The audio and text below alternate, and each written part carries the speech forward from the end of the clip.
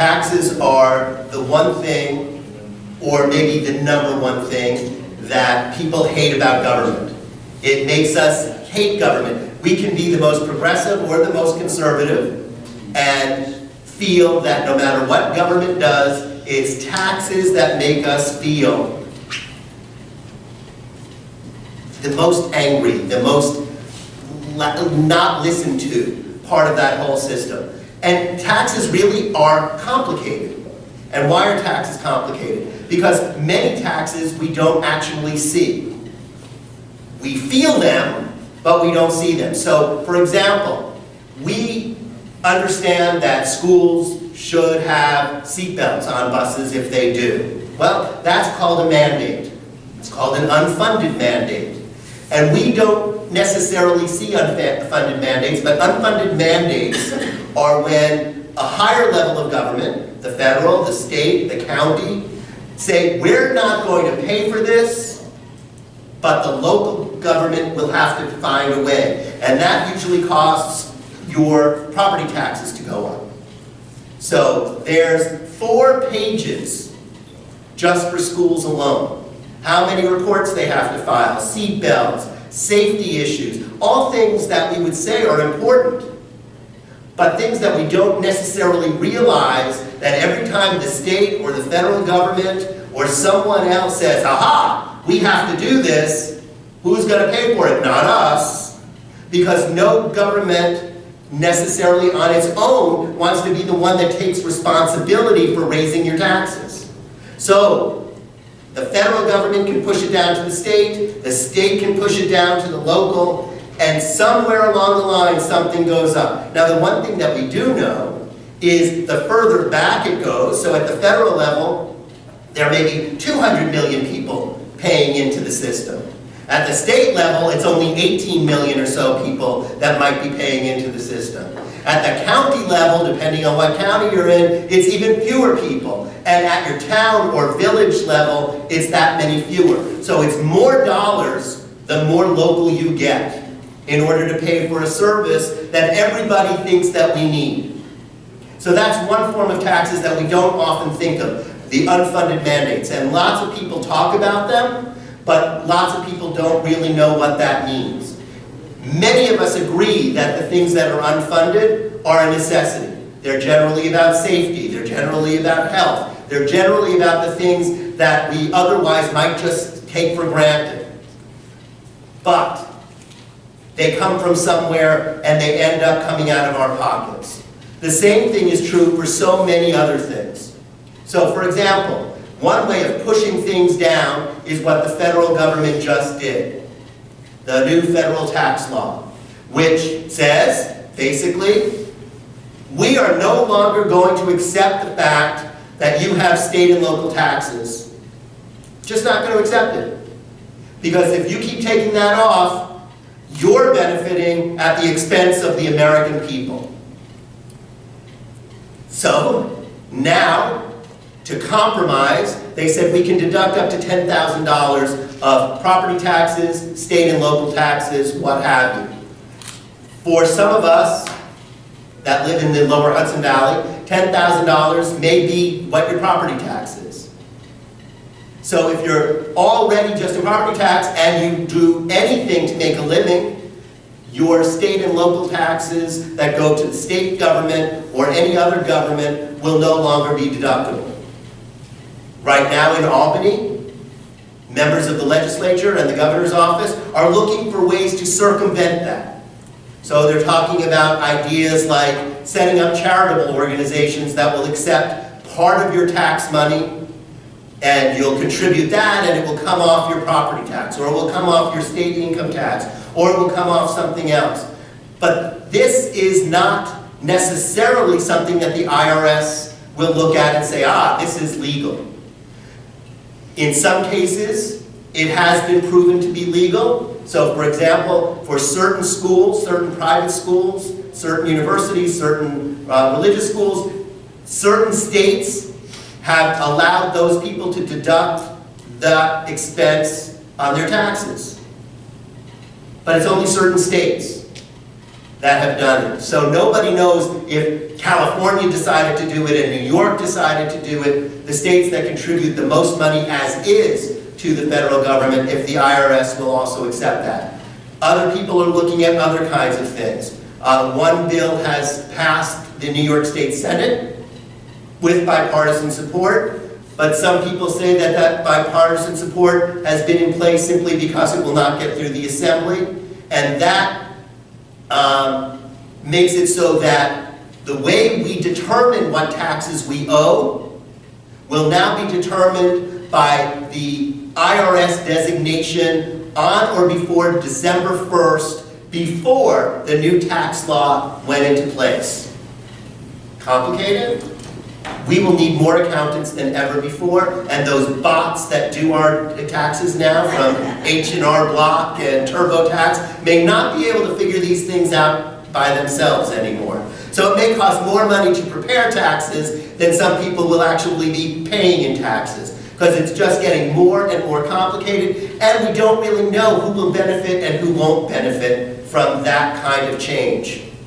The chances are someone will benefit more than someone else, but the idea is a good idea in the sense that we're trying to look at the kinds of ways that prevent us from being punished by the federal government and its procedure to hurt the states that actually care the most about the citizens that are being served.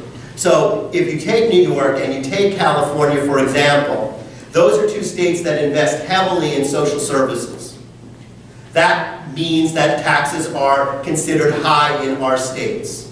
There are other reasons that they're high, and we'll get into that in a little bit. But one reason our taxes are high is we provide better care for seniors. We provide better care for those with mental disability. We provide better care for people with drug addiction and other kinds of problems. We're far from perfect, and we have a lot to do to make it better. But we do a lot more than Alabama and Mississippi and some of the states that don't have high taxes, and yet reap the benefits for not having high taxes because they get more money back from the federal government than they actually pay in, and that's money that we currently pay. So there are all these different ways of looking at it. But an Alabaman will say, what do you mean we get more? You get to deduct your salt taxes, and that's billions of dollars every year. So you actually are getting more back, because this is what you pay and this is what you deduct. And it's not fair that you get those deductions at our expense. So there are arguments on all sides of this issue, and that's why it's so complicated, and that's why generally national and state tax reforms are grueling processes and very often never happen. Simply because it's too hard, let's just kick it down the road and put band-aids on a couple of things that make people feel good. So when we say we're going to cut taxes, it means one thing to one group and something totally different to another group. And how these things matriculate in our society is also relatively peculiar. So for example, in the Bush-Cheney administration, they had a budget. We all know that they had a budget. The budget was agreed to by Congress. But what was not in that budget? The war in Iraq and the war in Afghanistan were off budget, which means that at a reconciliation period where Congress has to find money for stuff, that stuff was outside the budget, so it never showed up as part or contributing to the debt. But in the long run, we as taxpayers are still going to have to pay for it. Other things have happened in that line as well, where administration decides to keep something out of the visible budget so the constituents don't really get to see it. It's dishonest, and it leads us to a feeling that something else is going on that's not real. So all of a sudden our deficit, our debt goes skyrocketing, and there's not money to pay for it, and yet there's nowhere really to see it in the official documentation because it's not in the budget. So, we talked about federal tax, we talked about the kind of taxes that are in unfunded mandates. Property tax. Property tax is where when nobody else wants to pay for something, it gets shoved down to us. Now, the reality of that also is that that means your local government, your most local government, has almost no flexibility in what it can do with the money that it collects. Why? Because unfunded mandates have to be covered. So if your state or your county or the federal government says, you're going to pay for this, and then they say, you're going to pay for this, and they say, you're going to pay for this, by the time it gets down there, that's mandated. So most of our towns and villages and cities only have maybe 15% liberty with the amount of money that's collected. Everything else is spoken for before they even collect the first dime. So when we complain to our local elected officials, and then, why aren't we doing this? Why don't we have that? Where are the services for this? They don't have that luxury. So my son is mentally ill. I went and met with Westchester County's Department of Mental Health. I met with the commissioner and the deputy commissioner, and they said, well, you think that we have authority because we have these titles. But we're just a pass-through. We have this federal law, and this state law, and this county law, and this law, and this law, and this law. We do not have any jurisdiction or any opportunity to move and match and fix and say we need more of this than that. Everything is prescribed for us. All we can do is carry out these mandates. Even our own county executive can't really tell us to do something that's different because so much of what we have to do is mandated by higher government. Well, when you start to understand that, you can start to see where citizens become really disenchanted with government. Because you go and meet with elected officials, you go and meet with appointed officials, and then you realize that there's really very little that they can do. I live in the town of Lewisboro, and I see people from Lewisboro here, thank you for coming. And the reality is that our town government has almost zero flexibility on what it can do with our taxpayer dollars. First off, the bulk of that money goes to the schools. The town governments, city governments have nothing to do directly with school budgets. Part of that money goes to the county. Our town can't touch the money that goes to the county. So they're left with the town budget, which is small as it is. And in that budget, almost everything has a restriction or is called on to do things that are already prescribed by a higher level of government. So when you go to your town board meetings and you hear them talking about how they're going to spend this money or that money, that's the only money they have. Everything else is already spoken for. And that's why very often local governments really bridle at unfunded mandates, because it truly limits what they're able to do for their own communities, and yet there's no real easy way to go out and say, hey citizens, I would love to do this for you, but we don't have money for it. And they say, well, I pay so much in property taxes, why can't you do something? Well, that's why. So in our last town hall, which was on January 25th in Sleepy Hollow, we talked about health care. And what we talked about in healthcare was single payer, universal, Medicare for all, depending on what you want to call it. And the studies show that this non-socialized form of medicine will, if implemented in New York State, cut our budget anywhere from $20 to $45 billion in the first year alone. Guess what it will do to property taxes? It will slash property taxes, because what is the biggest payment from property taxes? We're paying for schools. And what is the biggest part of that school budget? The staff and the school's health benefits, both for those who are still working and those who are retired. If all of a sudden the bulk of that was taken off your tax rolls, guess what? Your taxes would drop and be reflective of what you really feel you should be paying. That's a huge benefit to everyone sitting in this room who owns a house and pays property tax. Huge. And it won't change the benefits that a teacher gets, or an administrator, or a custodian. It won't change the kind of learning that goes on in the school. What it will do is change the cost and the way the cost is. And that's why you also hear, especially at the county level, let the state pick up the Medicaid costs. Medicaid is another one of those unfunded mandates. So the federal government says, this is how much we're going to provide. But then they send that money down in block grants, or they send it down in other ways, and then the state is supposed to administer. And the state says, well, we would have to hire this many people, and we would have to do this. So we send it down to the county level. And then the county has to distribute the Medicaid.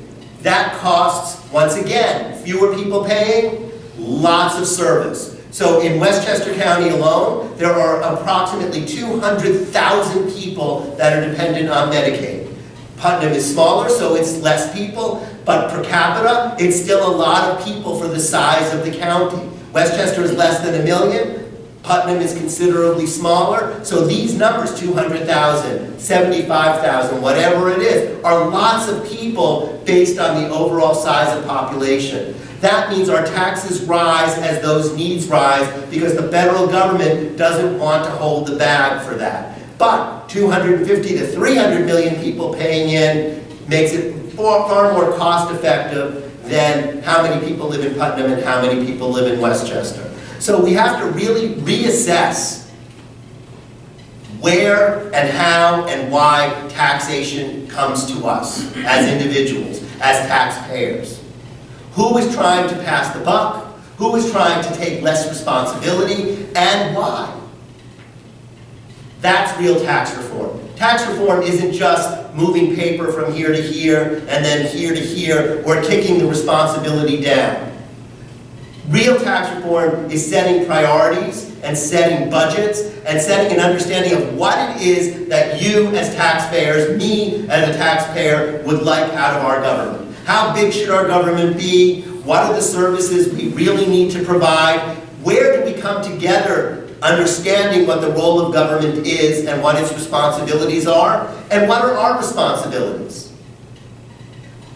My feeling is that government should be as big as it needs to be to meet the needs of the citizens in need. Other people don't feel that way, as we've seen with Congressman Paul Ryan, who believes that we should sort of go back to before Teddy Roosevelt, maybe even before the Civil War, maybe even back to 1776, when the government didn't necessarily exist and so provided no services. But wherever you are on that spectrum, we need to have a conversation. And we can't just keep piling things on and expect that it's going to get better, because it won't. And I will speak for 5 more minutes and then we're going to talk, because this is a town hall and the idea is to share information and share experiences and actually have a give and take about what everybody feels is important, because what I feel is important doesn't matter if nobody else thinks that it's important. Or it just matters to me, and that's sort of like talking to, the wind. So, once again, we have different layers of taxation. We have different views. Another good example of how many people, you don't have to raise your hand if you don't want to, have gotten a speeding ticket. Well, when you get a speeding ticket, on that speeding ticket, it says there's a surcharge and a fee and a this and a that. So the ticket itself may be $50, but by the time you get to the bottom of that thing, it could be $200. And they won't call it a tax. It's a tax. It's a tax. And that's the same thing with everything else that they do. We have a mortgage tax. We have a sales tax. We have a this tax. And sometimes they'll say it's a tax. But then it becomes something else. These are fees. Fees for what? Who gets this fee money? We know that so much of this stuff has been computerized, it's not paying people anymore. It's not paying for the machines that they already have. It's just another way to collect money. And I think that if we took some of the dishonesty out of the process, we might feel more comfortable with it. If we knew where the money was actually going and how it was being spent, we might feel more comfortable with it. But since we don't know, and since it feels fraudulent so much of the time, I think that more and more of us grow uncomfortable with the power of government in our lives. You know, Americans like independence. Americans like to feel like individuals. Americans like to also feel that when there's a crisis, we can rally around and become one big happy family. It usually only lasts for a few minutes, but it's really nice when it does. So I just saw it on television. I actually wasn't there, but New York City had a garbage strike. And there was Mayor Koch walking across the Brooklyn Bridge. How are we doing? And, you know, and people were so friendly, and people were so out there in sharing that feeling that we're all in this together. I have felt that in certain occasions. I was doing some work in Los Angeles during the Olympics all those many, many years ago. And at that moment, LA seemed like one happy community. Everybody if you were at a restaurant, people were watching. We didn't have cell phones. But the TVs were on in the restaurants, and everybody's crowded around to ladies' gymnastics, basketball, whatever it was. And you just could ask anybody on the street anything at any time. And I remember when the Olympics ended, they brought in psychologists for the police force. Why? Because the police were treated so nicely during the Olympic Games, and the day those games ended, the police became the enemy once again, at least in Los Angeles. And they felt awful. And so they brought in therapists in order to help them make that transition. And it made the news because it was so shocking that a whole community, a whole big city would turn against one group of people the day after the Olympics. And I had the privilege of working in Egypt during the Arab Spring. So I was in Tahrir Square. And when you were in Tahrir Square, in the beginning, before Mubarak was out, it was one big family. Yes, there was some violence and there were some things that were not so good, but by and large, people there were all there for one reason, to see Mubarak gone. The day after Mubarak was gone, this group set up their own stage and sound system, and this group set up their stage and sound system, and this group, and all of a sudden you had all these people screaming at each other. They no longer had a common goal. They knew what they were against, they didn't necessarily know what they were for. So what we need is people who understand what we are for going forward, looking at how a tax proposal, how taxes will impact us. We don't need this haphazard, oh, that's a good idea, oh, that's a good idea, and then we layer legislation on top of legislation on top of legislation, which ends up costing far more than if we actually tried to use our tax money to solve a problem. It's up to us to hold every single one of them feet to the fire. And if we don't do that, it's shame on us, not shame on them. And that means if we don't do it, we are as lazy in our role as citizens as they are lazy in their role as legislators. So don't ask what they can do for you. Ask what you can do for them, and hold their feet to the fire and make sure they do the jobs that you demand that they do. And that way we will have the country that we want, and we will have the communities that we want, and we will even be able to change taxes. Thank you very much.